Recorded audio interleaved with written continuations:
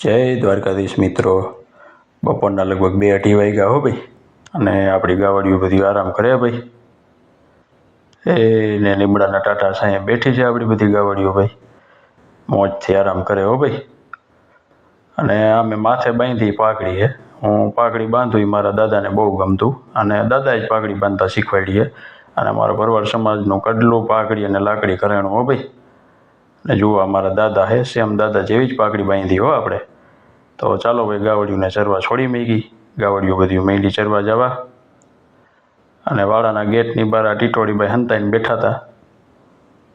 ગાયો માંડી ભાગવા. અહીંયા તો ટીટોળીભાઈ ઈંડા આપ્યા હતા. જરાક કહેજો કેટલા ઈંડા છે ટીટોળીભાઈના. અને હા, આપણે આબોલ જીવને હેરાન નથી કરવાનું હો, ભાગી આપણી ગાયો ચરાવવા. તો જુઓ ભાઈ, ગાયો બધી મોજથી ચરવા માંડી હો ભાઈ. અને તડકો કે મારું કામ. જય માતાજી.